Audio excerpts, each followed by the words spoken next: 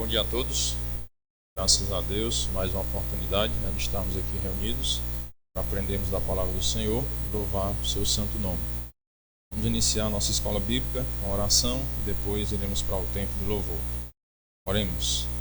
Senhor nosso Deus e Pai amado, muito obrigado pela misericórdia do Senhor em nossas vidas. Somos gratos a Ti pela oportunidade de poder Te louvar e aprender da Tua santa palavra. Pedimos a direção do Teu Santo Espírito todo esse tempo. Estaremos aqui reunidos para que sejamos edificados pela Tua palavra, possamos, além de aprender, colocar em prática nossas vidas para a glória do Senhor. Nós oramos agradecidos em nome do Teu Filho amado, nosso Senhor e Salvador, Jesus Cristo. Amém. Vou convidar aqui a minha esposa para nós louvarmos ao Senhor. Vamos iniciar com o corinho número 170. Calmo, sereno e tranquilo.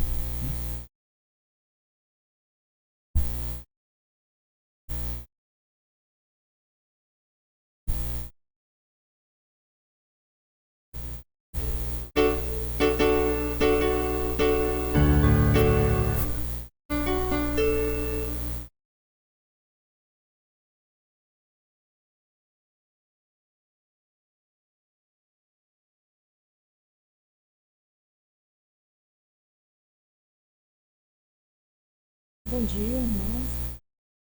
Vamos louvar o Senhor de todo o nosso coração, com alegria, agradecendo a Deus por essa manhã tão especial que o Senhor nos concedeu, pela noite de descanso e pela oportunidade que Deus está nos dando aqui de louvar Ele, de aprender mais dele.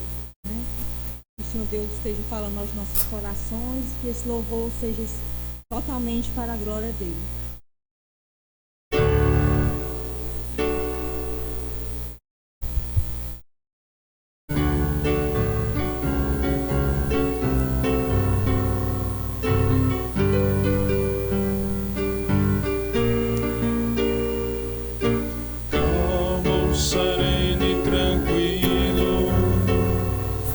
Descanso neste viver, Cristo devo ao amigo que só por ele eu pude obter. Ele é Jesus, meu amigo, meu Senhor, o Salvador. Só por ele ganhei a vida eterna com Deus, com Deus. Triste foi sua história, levando a cruz sem pecado algum. Só porque me amou, morreu por mim, não hesitou. Ele é Jesus, meu amigo, meu Senhor, o Salvador. Só por ele ganhei a vida eterna com Deus, com Deus, com Deus.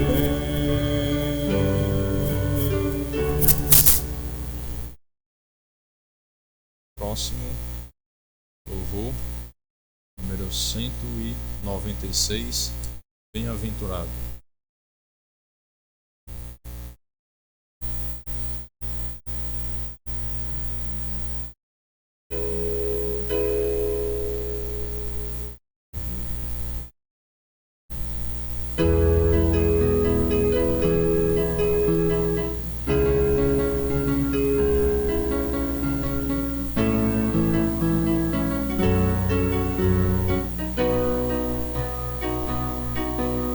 Bem-aventurado aquele que teme ao Senhor, que confia perpetuamente em teu poder, que medita de dia e de noite, noite e dia sem fim. Sua casa é edificada sobre a rocha. rocha, não existe vendaval para destruir. E a família que habita dentro dela, no Senhor espera no Senhor sem desistir, na certeza que Ele não falha, não, tudo Ele já preparou. Seu amor nunca mudou. Espera no Senhor sem desistir. Seu amor nunca mudou.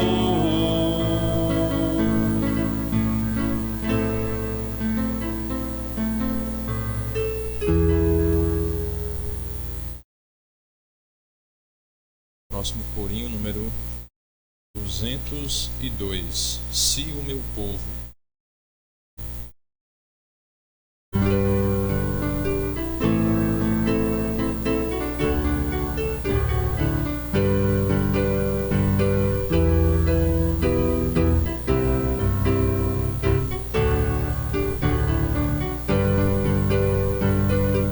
Se o meu povo, que se chama pelo meu nome, se humilhar, ora e me buscar. Se o meu povo, que se chama pelo meu nome, se converter dos seus maus caminhos, então eu ouvirei dos céus, perdoarei os seus pecados e sararei a sua terra. Estarão abertos os meus olhos e atentos meus ouvidos à oração que se fizer neste lugar.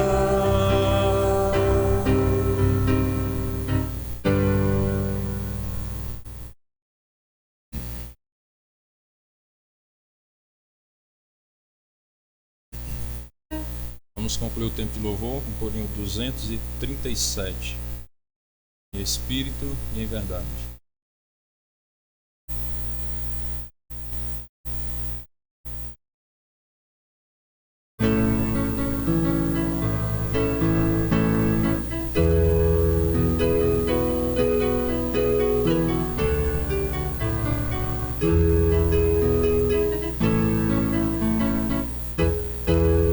Em espírito,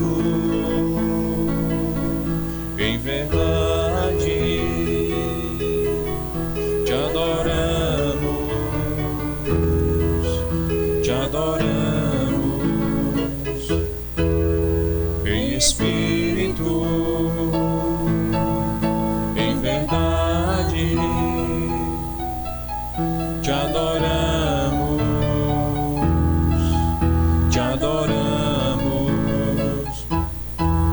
Rei dos reis e Senhor, te entregamos nosso viver. Rei dos reis e Senhor, te entregamos nosso viver. Te adorar, ó Rei dos Reis. Foi que eu nasci, ó Rei Jesus. Meu prazer é te louvar, meu prazer é estar nos átrios do Senhor. prazer é viver na casa de Deus, onde flui o amor, pra te adorar, ó Rei dos Reis. Foi que eu nasci, ó Rei Jesus.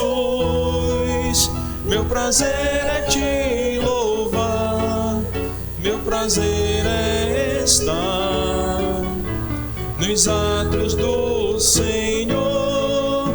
Meu prazer é viver na casa de Deus, ministrando louvor.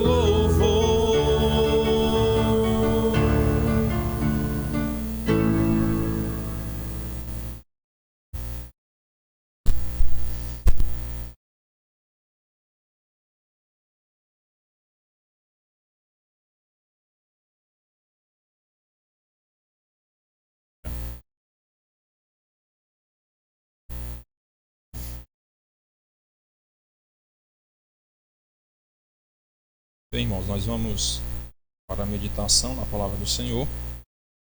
Vamos orar mais uma vez, depois daremos continuidade. Oremos. Senhor nosso Deus e Pai querido, muito obrigado pela bondade do Senhor em nossas vidas. Pedimos perdão por todos os nossos pecados. Somos gratos a Ti, ó Pai, pelo privilégio de poder Te adorar, poder aprender da Tua palavra. Pedimos a direção do Teu Santo Espírito sobre todo esse tempo e o estudo que vamos desfrutar agora, Pai, sirva para a nossa edificação e a nossa preparação para a pregação do Evangelho. Nós oramos em nome do Teu Filho amado, nosso Senhor e Salvador, Jesus Cristo. Amém.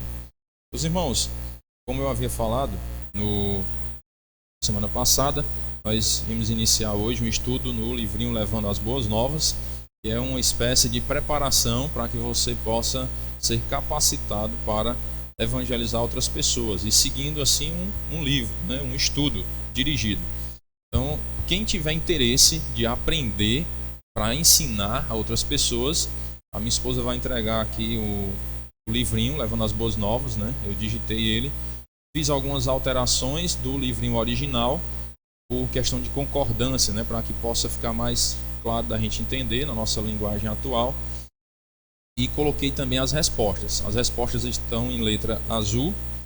Pode entregar, amor. Quem quiser o livrinho para acompanhar o estudo e também para ensinar outras pessoas depois, aí você levanta a mão que a minha esposa vai entregar, certo?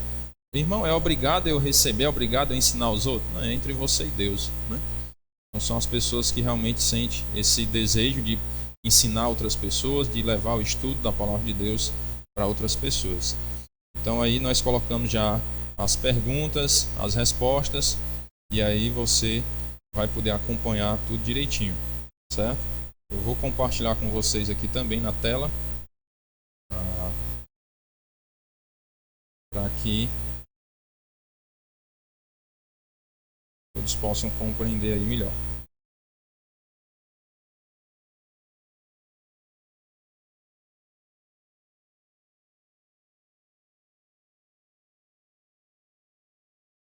Lembrando, irmãos, que vai ser tipo uma espécie de aula mesmo, certo? A escola bíblica, então é uma espécie de aula. Nós vamos ensinando como você ensinar outras pessoas. Essa é a ideia, certo?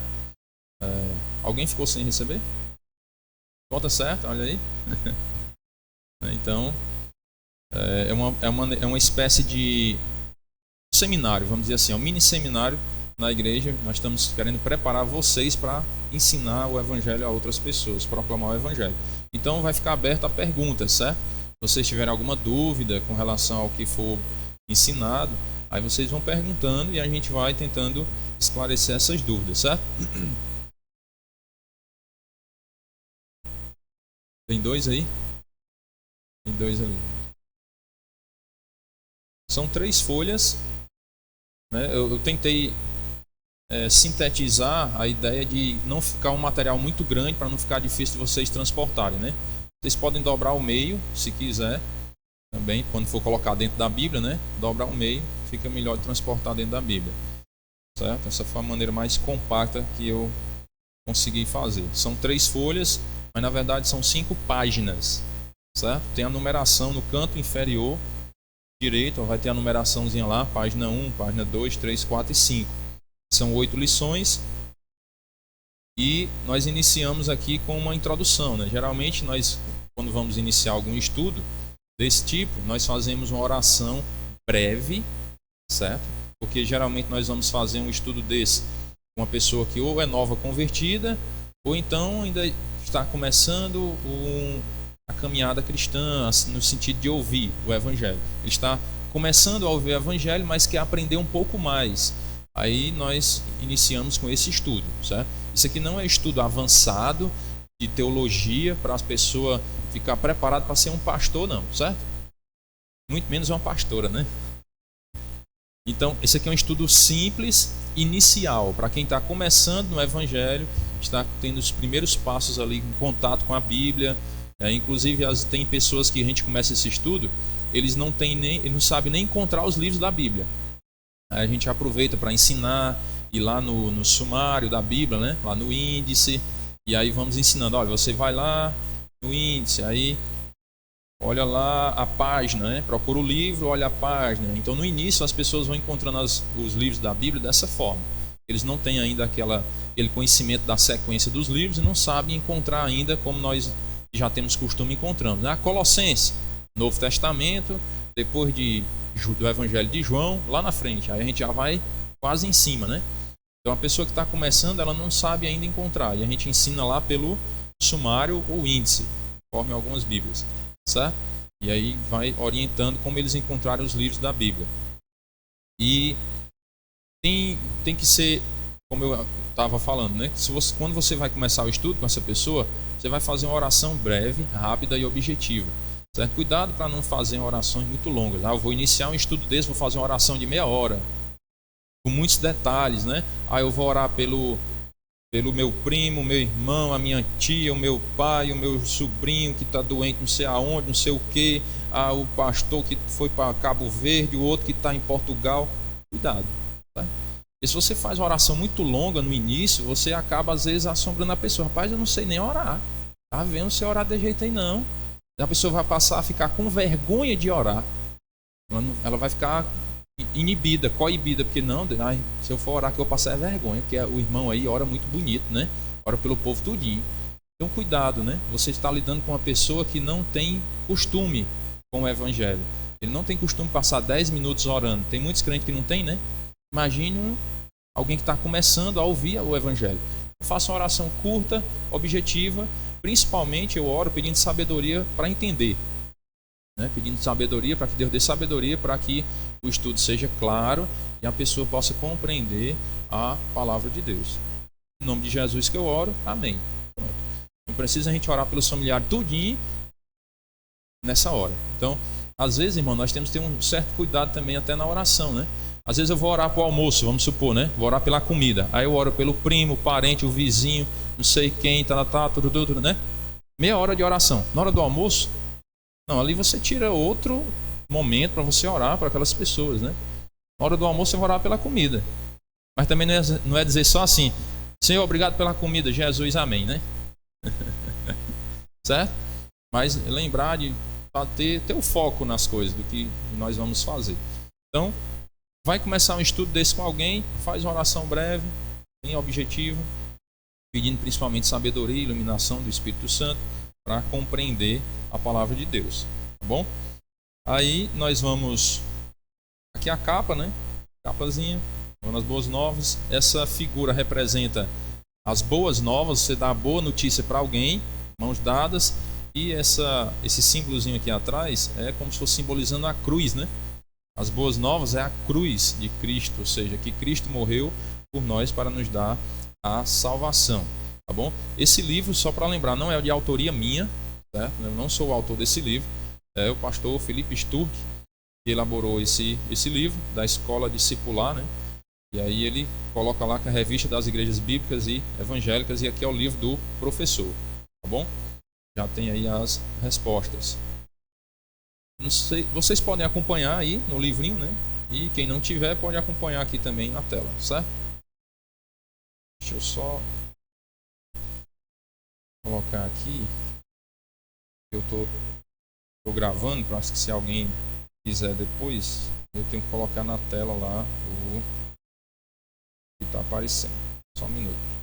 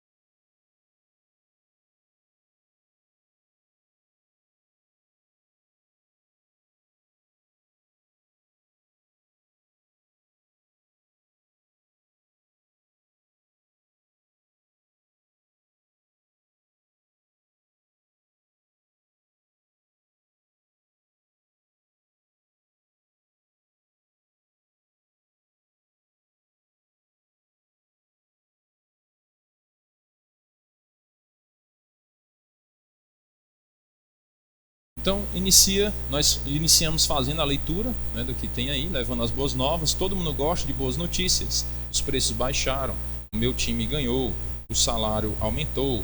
Infelizmente, notícias como essas são raras, né? Nem sempre nós temos essas notícias. As notícias mais comuns hoje são sobre a maldade, a miséria e o pecado que continuam crescendo desenfreadamente em nosso país. É só ver o jornal e conferir, né? Então, aqui não somente você lê o jornal, né, mas nesse sentido de você ver as notícias. Hoje tem mais as redes sociais do que o próprio jornal impresso, né? Nós sabemos mais notícias pelas redes sociais. É só olhar nas redes sociais que nós vamos ver o que realmente está em alta no nosso país, no nosso lugar. Em meio a tanta confusão, porém, existem novas, ou seja, boas notícias que realmente são boas. A Bíblia nos fala de alguém que deu a sua vida para nos trazer boas novas. Esta pessoa é Jesus Cristo. Ele veio ao mundo onde reinava a morte para explicar ao homem o caminho da vida. Então aí você pode dar aqui uma introdução para a pessoa, falar, né, que Jesus veio ao mundo para morrer pelos nossos pecados, para nos conduzir à salvação. Não somente a mim, mas a todos aqueles que confiarem em Cristo. Aqui já é uma grande oportunidade para quem está começando a começar a entender que não é só o evangélico que vai para o céu. Porque tem muitas pessoas que se escandalizam achando que não são só os evangélicos que vão para o céu, porque eles ficam dizendo que estão salvos. E aí nós temos que deixar bem claro já aqui na introdução que não é por nossos méritos. Nós não somos salvos pelos nossos méritos, não são nossas obras que nos salvam, mas a obra de Cristo na cruz do Calvário é quem nos concede a salvação. E a boa notícia, melhor ainda do que o meu time de futebol ganhou o campeonato brasileiro, por exemplo. É muito melhor do que essa notícia. O salário aumentou. É boa a notícia? É boa. Mas também os produtos vão subir junto, né?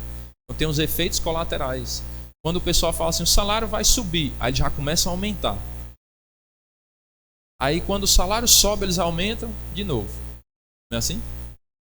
Eu digo isso porque eu já trabalhei no comércio, com venda externa, e eu via isso todo dia.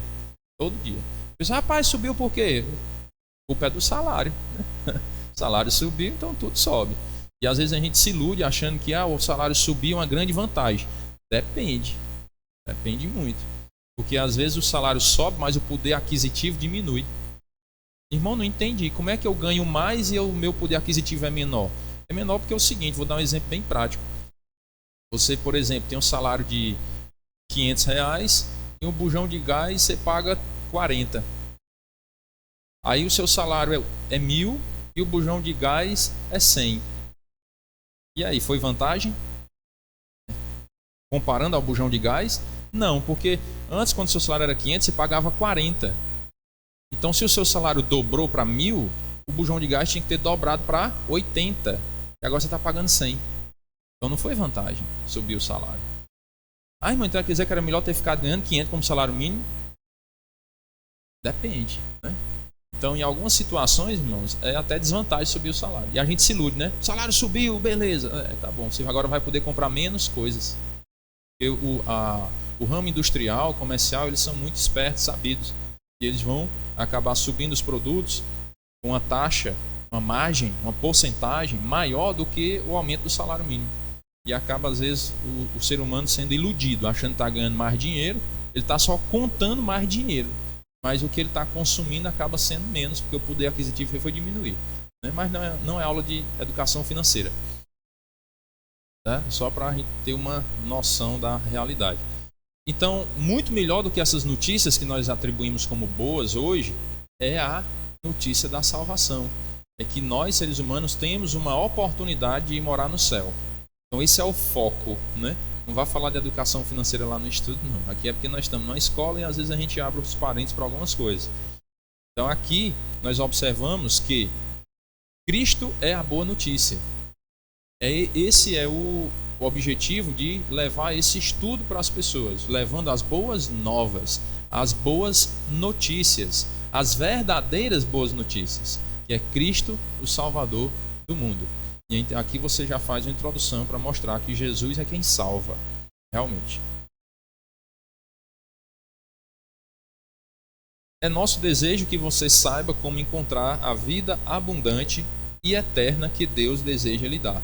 Para este fim, preparamos este livreto, contendo 8 estudos das Boas Novas segundo o Evangelho de João. É nossa oração que você conheça a vida maravilhosa que Jesus oferece a todo o que crê nele. Então aqui ele expressa, né, esse desejo de que nós temos o nosso desejo é que as pessoas conheçam mais o Evangelho e sigam o Senhor Jesus Cristo, creiam no Senhor Jesus Cristo. E aqui são as lições, né? Aqui ele vai fazer é como se fosse um sumário mostrando as lições que nós vamos estudar, né? Primeira lição fala sobre o nosso problema, segunda lição as boas novas, a terceira lição a solução de Deus, quarta lição a salvação é um dom de Deus, né? Quinta lição, Jesus é o único caminho a Deus. A sexta lição, a nova vida em Cristo. Sétima lição, certeza de nova vida. E oitava lição, andando em novidade de vida. Vamos para a primeira lição. Página 2 aí.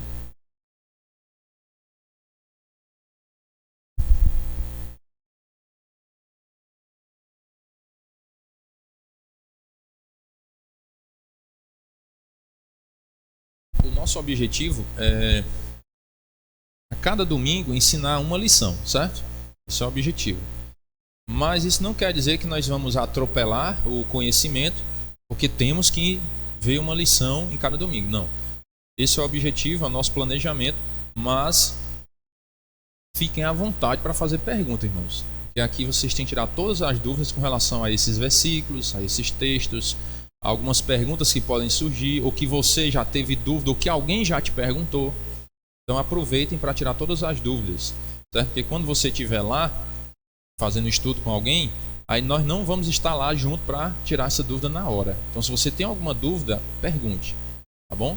Porque a gente, pelo menos a dúvida que você já teve, já foi sanada, ou se eu não souber a resposta, nós vamos pesquisar e estudar mais sobre o assunto para tentar sanar a sua dúvida. E assim você poder ir mais preparado para o campo, para a evangelização, certo?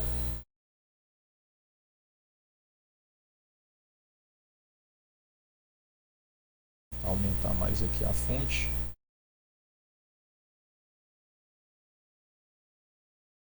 Pronto.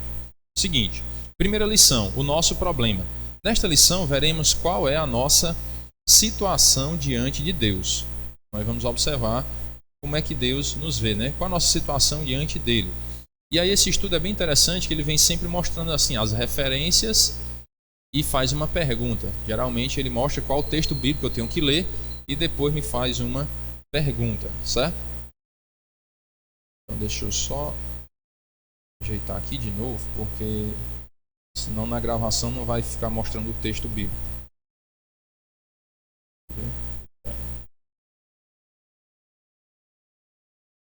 Agora vai. Pronto. Então a primeira leitura é João 8 e 12. Então você vai agora ensinar a pessoa como encontrar, se ela não souber ainda, você vai encontrar o Evangelho de João. Aí vai lá no índice, procura o nome João, aí olha a página, vai lá na página tal. Capítulo é o número grandão, versículo é o número pequenininho, certo? E aí você vai ensinando isso à pessoa. Aí nós vamos lá. João 8 e 12. João 8 e 12. E aí, se a pessoa souber ler, é bom que você coloque ela para ler, certo? Nós temos esse costume quando estamos fazendo esse estudo. A própria pessoa lê a Bíblia, para ela ir criando o hábito de ler. E às vezes a pessoa está começando, não tem nem o hábito de ler a Bíblia. Aí a gente já começa a incentivar ela a leitura, certo? Diz assim: de novo lhes falava Jesus dizendo: eu sou a luz do mundo. Quem me segue não andará nas trevas, pelo contrário, terá a luz da vida. E aí você volta para o livrinho e faz a pergunta que está em preto, certo? O azul é a resposta. O que está em preto aí são as perguntas que você vai fazer. O que Jesus disse de si mesmo? Aí você deixa a pessoa refletir. Por isso que é bom que a própria pessoa leia. A não ser que ela não saiba ler, aí você vai ler para ela. Mas se ela souber ler, é bom que ela mesma leia, porque ela vai entendendo ali o que está lendo. Então o que é que Jesus disse de si mesmo? Eu sou a luz do mundo, certo? E aqui a gente tem que ter um certo cuidado também para não levar muito ao pé da letra a questão da resposta, certo? Se a pessoa respondeu exatamente desse jeito, beleza. Mas se ela respondeu assim: o que Jesus disse de si mesmo? Eu sou a luz. Tranquilo, você não vai estar reprovando a pessoa por conta disso. Você indiretamente só diz assim: muito bem, Jesus disse que é a luz do mundo, certo? Aí se a pessoa perguntar: como é que eu coloco aqui? Aí você diz: eu sou a luz do mundo. Tá bom? Então, cuidado para também não constranger assim a pessoa logo de princípio, mas também cuidado para não aceitar a resposta errada, né? Cuidado com isso. A gente tem que ter bastante cautela para não afastar as pessoas e também não ensinar de maneira errada. Então tem que ter um equilíbrio. E a pergunta número 2, Jesus afirmou que a pessoa que seguir a ele não fará o quê? Não andará nas trevas. Se a pessoa ficar na dúvida assim, aí vamos voltar lá no texto bíblico. Aí coloca a pessoa para ler de novo. De novo lhes falava Jesus dizendo: eu sou a luz do mundo, quem me segue não andará nas trevas. Aí a pergunta: Jesus afirmou que a pessoa que seguir a ele não fará o quê? Não andará nas trevas, certo? E a pergunta número 3: o que acontece com a pessoa que seguir a Jesus? Terá a luz da vida. Está lá também no texto. Pelo contrário, terá a luz da vida. Então quem seguir a Jesus não anda nas trevas, pelo contrário, ele tem a luz da vida. E essa vida, irmãos, é a vida eterna, certo? Você tem que já começar a explicar a pessoa aqui que não andar nas trevas é no sentido de não se perder, não ir para o inferno. Quem seguir a Jesus não vai para o inferno, vai ter a luz da vida, ou seja, vai ter a vida eterna. Irmão, mas isso aqui se aplica ao dia a dia também? Também podemos aplicar ao dia a dia. Aplicar, né? Em que sentido? Não vai andar nas trevas, ou seja, ele não vai querer mais viver a vida velha de pecado. Se você seguir a Cristo, você não quer mais viver as velhas práticas da vida sem Cristo. Você quer agora viver a luz da vida. Você quer viver uma nova vida. Então você vai ensinar a pessoa que ela não vai se perder, não andará nas trevas, ela não vai se perder se ela seguir a Cristo, mas ela vai ser salva, vai ter a luz da vida. Mas isso também pode ser aplicado ao dia a dia. Se você segue a Cristo, você vai fugir dos pecados do mundo. E você já vai viver essa nova vida. Você já começa a desfrutar um pouco dessa nova vida em vida aqui no mundo. É o que nós desfrutamos mais ainda quando nós vamos para o retiro da igreja. É uma experiência muito boa, porque nós passamos ali 2, 3 dias em contato só com os irmãos, né? A maioria é crente, com exceção às vezes de um motorista de um carro, né, que vai levar alguma coisa assim. Às vezes também pode até ser que seja crente, mas nem sempre. E às vezes a gente acaba tendo contato também em alguma outra situação. Mas a maioria das pessoas que nós temos contato durante o retiro são crentes. Olha que bênção, né? No dia a dia nós vivemos aí de segunda a domingo, ou podemos dizer de domingo a domingo. Todos os dias nós convivemos mais com crentes ou com descrentes? Mais com descrentes, né? Todos os dias, 7 dias na semana, convivemos mais com pessoas descrentes, ouvindo coisas que não são boas, não é? Vendo comportamentos que não são agradáveis a Deus. Então, às vezes aquilo vai acabando tirando o nosso foco das coisas de Deus e vendo como é que funciona o mundo. E aí, se nós não vigiarmos e orarmos, daqui a pouco nós estamos igual ao mundo, fazendo as mesmas coisas. E o retiro é uma experiência bem interessante, porque nós convivemos a maior parte do tempo com crentes, observando o comportamento, não para criticar, mas para tentar aprender em que sentido, se é um bom testemunho, né? Porque nem todo crente faz o que é certo, né, irmãos? Vamos ser sinceros. Às vezes tem umas escorregadas, uns vacilos que nós damos, dizemos umas besteiras de vez em quando que não devia ter dito, mas aí depois disso é só pedir desculpa, não tem mal o que fazer, né? A palavra não volta e não apaga da mente de quem ouviu. Então tem os escorregos, os vacilos, e aí nós podemos ouvir todas as coisas e reter o que é bom, não é? A Bíblia nos ensina isso. Provai e retende o que é bom. Então temos que pedir a Deus sabedoria e maturidade para ver as coisas, e aquilo que não é bom eu tiro. E também não vou jogar pedra em ninguém, certo? Não vou estar acusando, julgando ninguém. Ah, o irmão lá fez uma coisa errada, vai perder a salvação, vai para o inferno. Não. É entre ele e Deus, né? Se eu puder chegar e dar uma palavra de ajuda, irmão, isso aqui que você fez não é legal, chama, né, no canto, ali, conversa, numa boa. Se não, não segue o exemplo errado. Vai aprender o que é bom e também dá exemplo. É um tempo muito interessante que a gente também é impulsionado a dar um bom exemplo, a viver ali de uma forma realmente que a Bíblia manda. Porque estamos no meio de crentes, só no meio de irmãos. Então isso é muito bom, é um tempo muito bom, tá? Um tempo de retiro. E aí já encorajando os irmãos, aqueles que puderem ir para o retiro da igreja, vá, tá? Vão, porque é muito bom, muito bom. O único problema do retiro que eu sempre digo, né, é voltar, né? A gente quer ficar por lá logo até o outro, né? Mas é assim mesmo, tem que voltar para a realidade, né? Certo? Então a gente já pode começar a desfrutar das coisas boas da vida eterna aqui na terra. O culto, a reunião na igreja, também é uma experiência assim. Nós estamos com os irmãos, louvando ao Senhor, aprendendo da palavra de Deus, né? Conversando sobre coisas espirituais. Isso é maravilhoso, fantástico, né? E é bem interessante, irmãos, a experiência de você falar palavras que abençoam as pessoas. Lá na escola, nós montamos um grupo do WhatsApp com alguns alunos do 9º ano.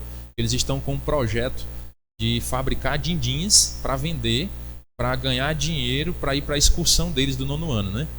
Aí eles montaram esse grupo. E aí eu sou professor de matemática deles, aí eu estou também no grupo para poder ir ensinando algumas coisas sobre finanças e tudo, né? Projeto financeiro, lucratividade, preço de custo, venda, essas coisas, dando ideias a eles. Aí ontem à noite, por exemplo, eu tive uma experiência interessante. Jovens, vocês já sabem como é, né? 14, 15 anos, muita coisa genial na cabeça, né? Aí quando a fé começa a conversar coisa com coisa, não tem nada a ver uma coisa com a outra, daqui a pouco estão se ofendendo, xingando um ao outro, brincando, brigando, né? E aquele rebuliço todo.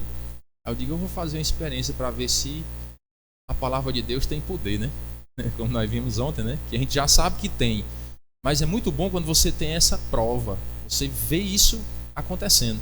Aí eu comecei a colocar versículo lá no grupo e falar palavras doces para eles, vamos dizer assim, né? Que eles são importantes, que Deus abençoe a vida deles, eles durmam com os anjos, Deus os abençoe e tal. Aí o grupo se acalmou, né? Interessante. Eu até comentei com a minha esposa, digo, amor, olha como as coisas de Deus são maravilhosas. Eles estavam tudo eufórico ali, tudo, que eles passaram a tarde ontem e à noite, até 10 horas da noite, fabricando din-din, né? Aí quando eles terminam a fabricação, aí começam a conversar nos WhatsApp, até meia-noite às vezes. Aí ontem, quando foi em torno de 11 horas, foi que eu mandei essas mensagens para ele, quase 11 horas, e também o grupo se acalmou, né? E depois disso eles pararam e nem mandaram mais mensagem, foram se aquietar, foram dormir. 11h07 foi a última mensagem deles, né? E eles ficavam às vezes até mais de meia-noite batendo papo lá. Então só para nós observarmos que a palavra de Deus ela tem poder. Ontem nós vimos o testemunho da irmã Luciene, que falou sobre a palavra de Deus que ela mandou lá no Instagram, né? E 2 pessoas foram salvas. Salvas em que sentido? Elas iam tirar a própria vida e quando receberam aquela palavra, desistiram de tirar a própria vida. Olha que bênção. Uma pessoa que ela nem conhece, sabe nem quem é. Então, irmãos, a palavra de Deus ela tem poder. Nós precisamos confiar nessa palavra, acreditar que ela sim tem poder, nós podemos usá-la para a glória de Deus e para o bem do ser humano. João 3:19. Aí sempre vai seguindo assim, ó, João 3,19, letra B, né? Vamos lá. João 3,19. Aí sempre se coloca a pessoa para ler, se ela souber ler, certo? Tem gente que às vezes sabe ler, mas tem vergonha de ler. Também não constranja, certo? A pessoa diz, não, eu não quero. Você já percebe que a pessoa não fica muito à vontade para ler, então você também não vai forçar. Não, é porque você tem que ler, como eu aprendi lá na igreja, que quem tem que ler é você. Não faça isso não, certo? Se a pessoa se sente constrangida em ler, deixa ela à vontade. Você mesmo vai lendo e ela vai respondendo. Aos poucos, se a pessoa sabe ler, ela mesmo vai se soltando e querendo ler também. Porque ela vai começando a ver que não é um bicho de 7 cabeças, não é coisa do outro mundo. Certo? Diz assim, o julgamento é este, que a luz veio ao mundo e os homens amaram mais as trevas do que a luz, porque as suas obras eram más. Pois todo aquele que pratica o mal aborrece a luz e não se chega para a luz, a fim de não serem arguidas as suas obras. E aí você volta para lá e vai para as perguntas. O ser humano ama mais a luz ou as trevas? As trevas, né? O ser humano ama mais as trevas. Por que o ser humano ama mais as trevas? Porque as suas obras são más. E aí você pode, quando você estiver em casa revisando o estudo, você pode ficar sempre voltando nos versículos. Não só ver a resposta aí em azul e pronto. Você pode voltar lá no versículo e ver, tentar identificar dentro do versículo. Certo? Porque nem sempre a resposta vai estar exatamente como está escrita no versículo. Porque tem a questão da concordância e tudo, e aí eu coloquei de uma forma mais simples e direta, para a pessoa tentar ficar mais fácil de entender. Então, por que as pessoas amam mais a escuridão? Aí ele diz aqui, ó, o julgamento é este, que a luz veio ao mundo, os homens amaram mais as trevas do que a luz, porque as suas obras eram más. Certo? Aqui não é aula de português, tá bom? Mas prestem bastante atenção que esse porquê que é junto e sem acento é um porquê explicativo, certo? Porque o português ele é um pouco complicado quando chega nessa hora, porque ele tem 4 escritas do porquê. 4. Tem um porquê separado com acento, separado sem acento, tem um porquê junto sem acento e um porquê junto com acento. Só para complicar a nossa vida, né? O inglês só tem 2 tipos de porquê. É um para perguntar e um para responder. Pronto. O português tem 4, que é para dar dor de cabeça na gente. Então esse aqui é o mais fácil. É o que não tem nada, né? É junto e sem acento. Então ele é para responder. Quando você vir esse tipo de porquê, é uma explicação que a pessoa está dando a resposta a alguma coisa. Então já fica mais fácil você entender. Então aqui, quando ele diz porquê, opa, ele está explicando, ele está respondendo. Está respondendo o quê? Algo que foi perguntado provavelmente antes, certo? Que a luz veio ao mundo e os homens amaram mais as trevas do que a luz. Por que que os homens amaram mais as trevas do que a luz? Porque as suas obras eram más, certo? Então, o ser humano ama mais as trevas porque as suas obras são más, certo? Letra C. Leia João 2, 24 e 25. João 2 e 24.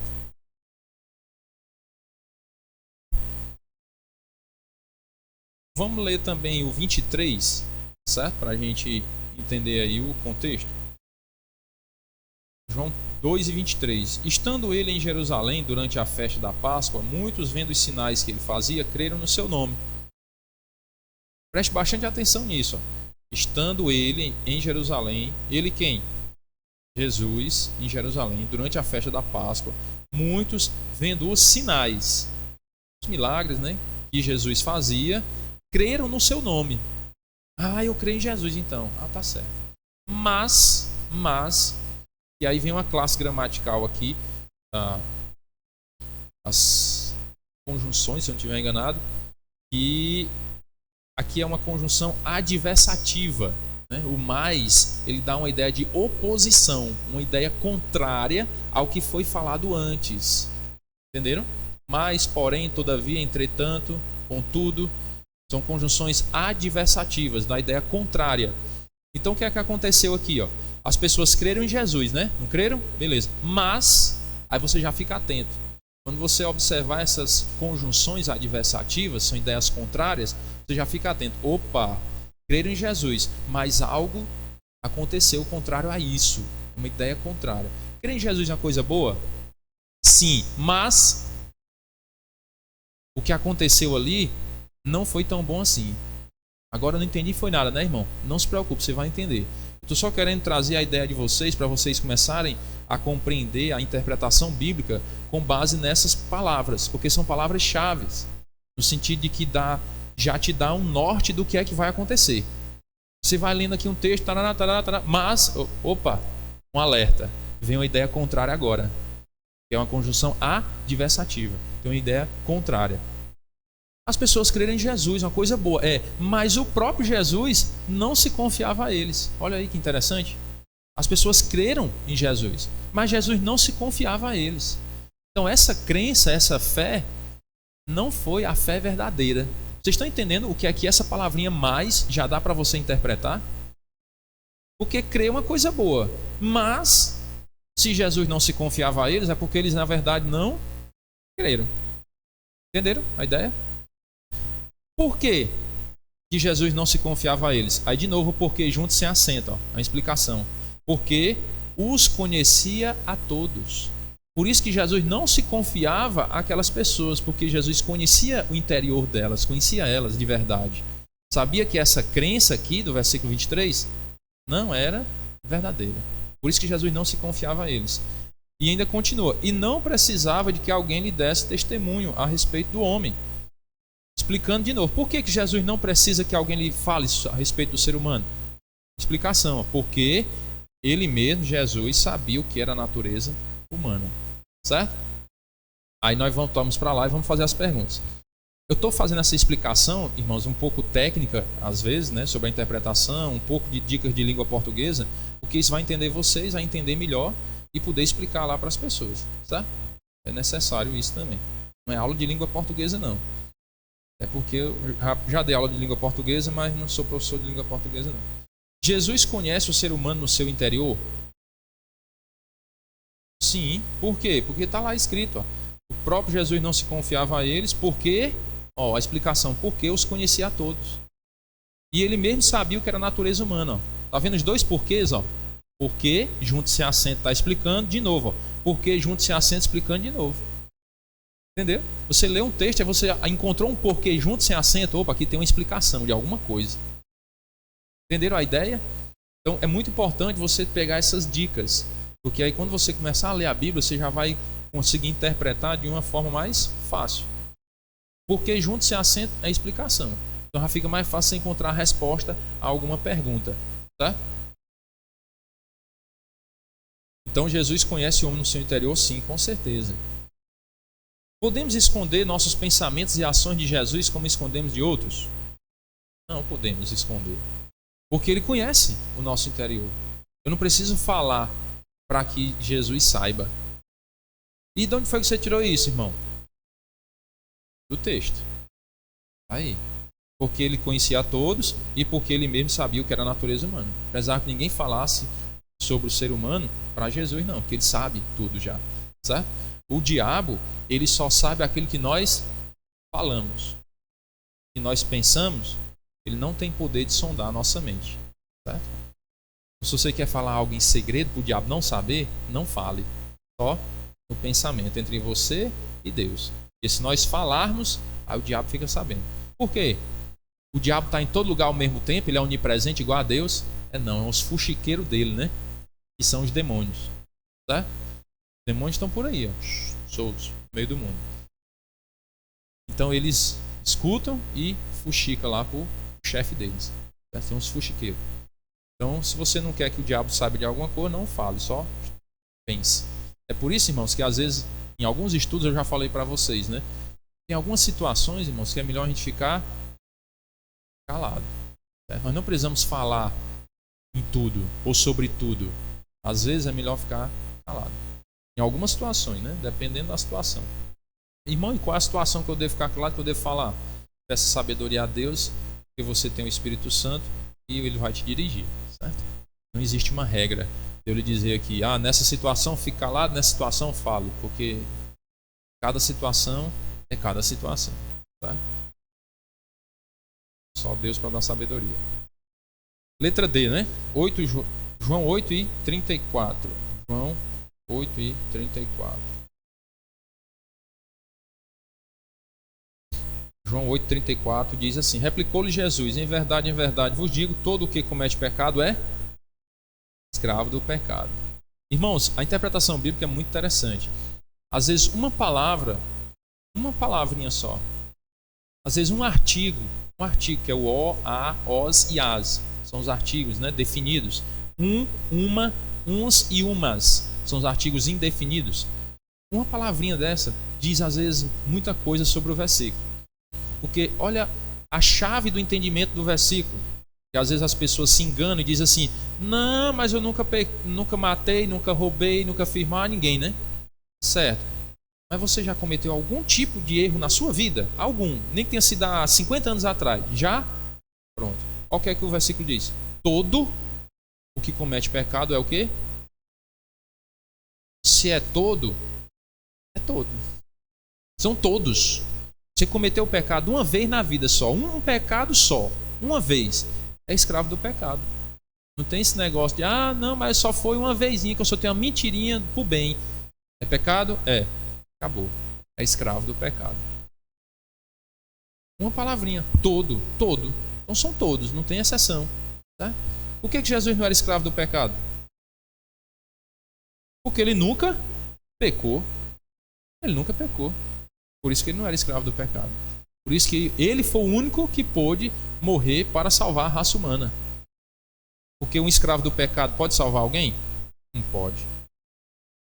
Mas Jesus pôde. Por quê? Porque ele nunca pecou. E ele não era escravo do pecado. Tá? Então todos os que cometem pecado são escravos do pecado. E aí como é que Jesus descreve a pessoa que peca? Escravo do pecado. É escravo do pecado. É assim que o ser humano é descrito quando ele peca. Por isso que o título do estudo é o nosso problema. Nosso problema qual é? É o pecado. Nosso problema, irmãos, não é financeiro. Nosso problema não é familiar. O nosso problema não é saúde. Nosso problema é o pecado. Esse é o nosso problema. E às vezes nós nos preocupamos mais com o dinheiro, com a família e com a saúde, não é não? Mas não nos preocupamos com o pecado, que é o nosso verdadeiro problema, né? Exatamente. Exato. Então, nós precisamos realmente enxergar isso, né? Qual é o nosso verdadeiro problema? E o nosso verdadeiro problema é o pecado. Não é falta de dinheiro, não é problema familiar e não é saúde. Porque tudo isso Deus pode resolver, tá?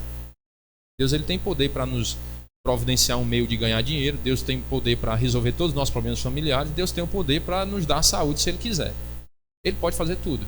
Agora nós temos que nos preocupar em o quê? Resolver o nosso problema do pecado. Para que Deus possa trabalhar em nossa vida.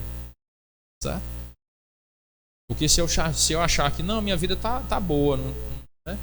Eu não estou assim, com tanto pecado assim não, né?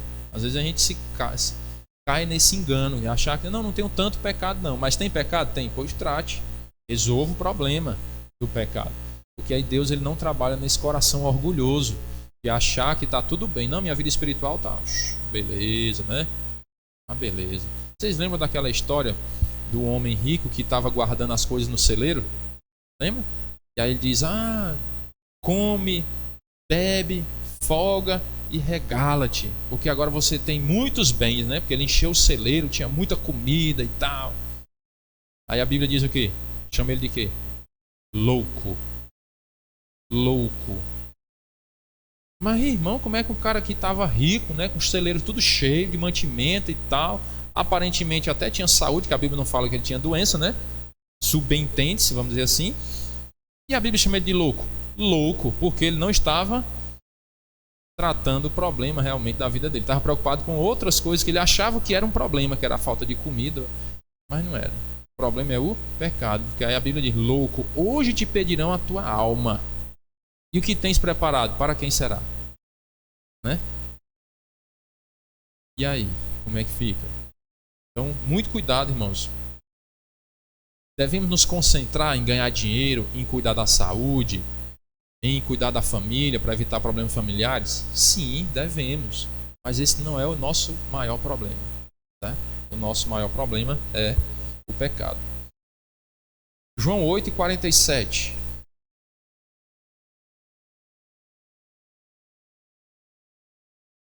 diz assim: quem é de Deus, ouve as palavras de Deus. Por isso não me dais ouvidos. Por quê?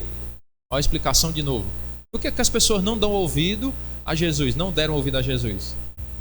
Por quê? Porque não eram de Deus, né? Ele diz, ó, quem é de Deus, ouve a palavra de Deus. Aí ele diz, ó, por isso que vocês não me dão ouvidos. Por quê? Porque não sois de Deus. E aí vem a pergunta: o que Jesus diz da pessoa que não ouve a palavra de Deus? Que não é de Deus. E o que Jesus diz da pessoa que ouve a palavra de Deus? Que é de Deus. E aqui, irmãos, eu sempre costumo levar um pouco além a ideia de ouvir, certo? Quando fala de ouvir, eu entendo que não é simplesmente o ato de você ouvir a Bíblia em algum canto, aleatoriamente. É de você realmente dar ouvido, dar atenção à palavra de Deus, você obedecer a palavra de Deus, você fazer o que a palavra de Deus manda. Eu tento entender, eu entendo dessa forma. Porque ouvir a Bíblia hoje, muita gente escuta. E quer dizer que todo mundo que escuta a Bíblia hoje é de Deus? Não, porque até o diabo sabe a Bíblia, mais do que muitos de nós. Então não é o simples fato, né? Não é o simples fato de eu ouvir a Bíblia que vai fazer com que eu seja de Deus. Mas é o fato de eu dar ouvido, dar atenção, eu obedecer a Deus. Obedecer em que sentido? Entregar a minha vida a Cristo. Quem é de Deus, ouve a palavra de Deus. E o que é que Jesus vem ensinando? João 14,6. Caminho, a verdade e a vida. E ninguém vem ao Pai senão por mim. É isso que Jesus vem ensinando. Então quem é de Deus, segue a Cristo, que é o caminho para a salvação. E quem não é de Deus, não ouve as palavras de Deus. E aí, aqui, geralmente no estudo, eu vou ainda mais além. Em que sentido? Para que as pessoas entendam que, para que fique mais claro para as pessoas que não é o simples fato de ouvir, eu costumo fazer essa comparação. Me diga uma coisa: um surdo, ele vai ouvir a Bíblia? Então quer dizer que os surdos estariam fora? O surdo não teria a oportunidade de ser de Deus porque ele não pode ouvir? Então não é o sentido audível, certo? Quando ele diz quem é de Deus ouve a palavra, eu entendo que não é o simples fato de ouvir, porque o surdo não ouve. Então o surdo ficaria fora da oportunidade de salvação, de ser de Deus. Então não é o simples fato de ouvir com o ouvido, certo? Mas de você entender a palavra de Deus e realmente obedecer a palavra de Deus. E aí como é que o surdo ouve? Com os olhos, não? A linguagem de sinais, né? Libras. E aí ele consegue, você fazendo as mímicas lá, se você souber, né? A Libras, ele vai entender.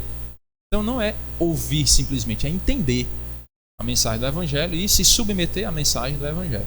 Aí quem faz isso, entende a mensagem, se submete à mensagem do Evangelho, é de Deus. E quem não se submete à palavra de Deus, não é de Deus. Tá? E irmão, mas e se o cara for surdo e cego? Ele não pode ver, né? E aí? Tem aquele negócio do... Como é que chama lá, aquela outra linguagem? Braille, né? É o Braille, né? O cego, ele não se orienta pelo Braille? Ele pode. Então é entender, irmãos. Não é só ouvir, é entender. Tá? Entendeu e se submeteu à Bíblia, é de Deus. Agora você não se submeteu, você até assim entendeu, mas não se submeteu, não é de Deus. Certo? É isso que eu entendo com esse versículo que ele quer nos ensinar. E aí ele parte para a conclusão, né? Quando ele fala assim, para pensar, ele está concluindo a lição. Aí vem, você está vivendo na luz ou nas trevas?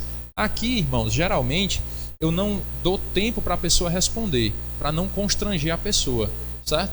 Eu costumo explicar bem direto. O que é que eu explico? Olha, isso aqui é uma resposta pessoal. Geralmente o para pensar são respostas pessoais que a pessoa pode responder em casa, certo? Então eu costumo dizer para elas, ó, a pessoa ela está vivendo na luz se ela tiver aceitado Jesus na vida dela. Está vivendo nas trevas se ela não tiver aceitado Jesus.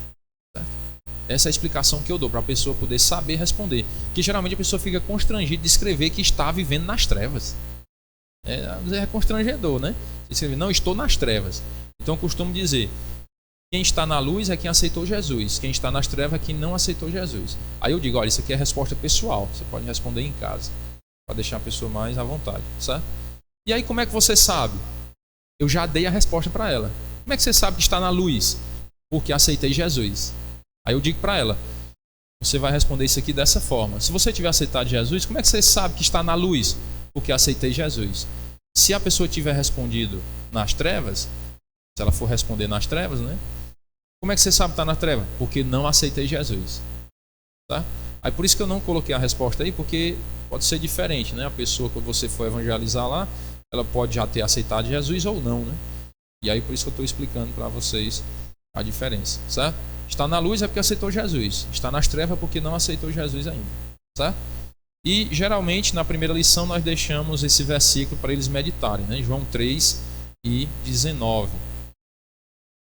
A gente pede a eles para ler em casa, né? Às vezes a gente pode até ler no final do estudo também, dependendo do tempo, a gente pode ler e aí dizer, olha, tente decorar esse versículo, né? Fique vendo durante a semana. Ele diz, o julgamento é este, que a luz veio ao mundo e os homens amaram mais as trevas do que a luz, porque as suas obras eram más. E é para a pessoa entender realmente que o ser humano, quando ele fala os homens, o ser humano, por isso que lá no livrinho eu coloquei o ser humano. O ser humano, ele ama mais as trevas do que a luz. Ele ama mais as coisas do mundo do que a Deus. Certo? As trevas, as coisas do mundo, a perdição, o pecado. E a luz são as coisas de Deus, o Senhor Jesus Cristo. Então o ser humano, por natureza, ele já ama mais essas coisas do mundo. Ele quer desfrutar da vida, né? Quer aproveitar a vida. E aí acaba esquecendo das coisas de Deus. Certo, irmãos? Então, essa foi a nossa primeira lição. Certo? Deus quiser, depois nós vamos continuar. Lembrando que nós tentamos fazer esse estudo com as pessoas no máximo em meia hora, tá bom? Às vezes passa um pouco de meia hora, mas a gente tenta fazer dentro de meia hora para quê? Para não se prolongar demais e aquilo não fique cansativo. Você passar uma hora e meia, 2 horas na casa da pessoa, às vezes incomoda, certo? Então a gente tem que tentar ser discreto. Chegou ali, foi objetivo, orou, fez a lição. Irmão, mas eu terminei a lição em 15 minutos. Não tem problema. Não tem problema não. Se você passou a lição, a pessoa entendeu, pronto. Tá bom demais, certo?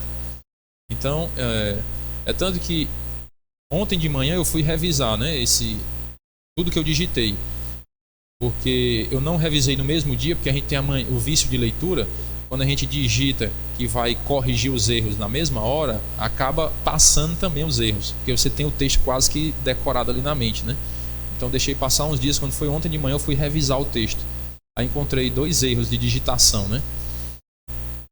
E eu consegui revisar ele em menos de 2 horas. As 8 lições eu revisei em menos de 2 horas, certo? Então você consegue fazer rápido, mas você tem que ter um equilíbrio. Não pode ser rápido demais a ponto que a pessoa não entenda e nem pode se prolongar demais também. Então cada lição no máximo meia hora tá ótimo, certo? Para não ser muito cansativo, tá bom? Vamos orar. Sim, antes da oração, tem alguma dúvida? Pergunta? Não, né? E vamos orar. Senhor nosso Deus e Pai querido, muito obrigado pela bondade do Senhor em nossas vidas. Te agradecemos pelo estudo da Tua Palavra. Pedimos ao Senhor sabedoria para cada um, para que possam discernir, aprender, ser iluminados pelo Teu Santo Espírito, para compreender, ó Pai, o que o Senhor quer nos ensinar. E assim possamos ser edificados pela Tua graça. Nós pedimos as bênçãos do Senhor pelo restante do dia, Tua proteção e Teu cuidado sobre a vida de cada um. Nós oramos em nome do Teu Filho amado, Jesus Cristo. Amém. Irmãos, já vou avisar que pode ser que alguém não venha à noite, não sei. No próximo domingo, talvez só tenha culto à noite, certo? Eu vou ter que levar minha esposa em Fortaleza, no médico. E aí tem umas outras coisas lá para resolver. E aí provavelmente eu não vou voltar no domingo. Só volto ou domingo à noite ou na segunda-feira. Então eu vou ver ainda, né, e qualquer coisa eu reforço o aviso à noite, tá bom?